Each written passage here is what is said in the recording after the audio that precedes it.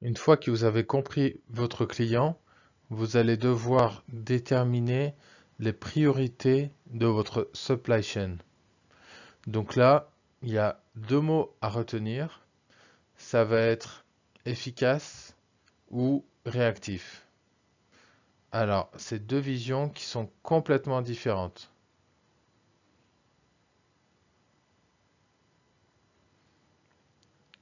Et le choix d'une supply chain efficace par rapport à une supply chain réactive ne vont pas du tout être les mêmes.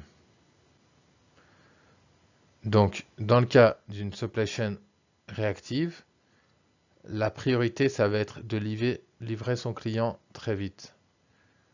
C'est là qu'est la clé. Vous allez vouloir livrer votre client le plus rapidement possible. Vous allez chercher de l'agilité, vous allez chercher de la réactivité.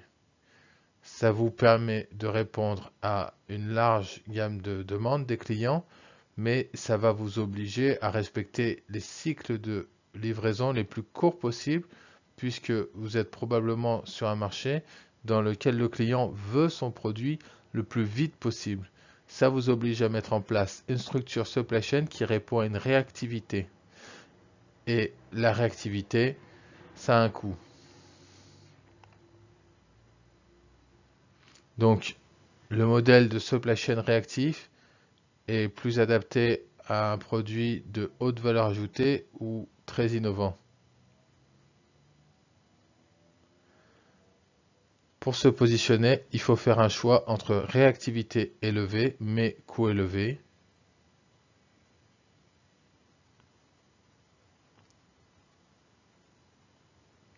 Et à l'opposé, on a la supply chain efficace qui va avoir un coût faible mais qui va également avoir une réactivité faible.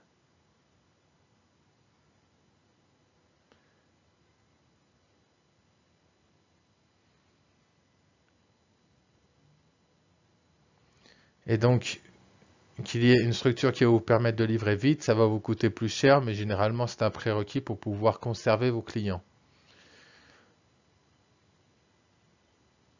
À l'inverse, si vous déployez une supply chain efficace, donc c'est-à-dire que vous allez chercher le coût le plus faible possible, vous n'aurez pas de réactivité, mais c'est probablement que vous livrez des produits peu innovants et pour lesquels les enjeux ne sont pas le temps de livraison.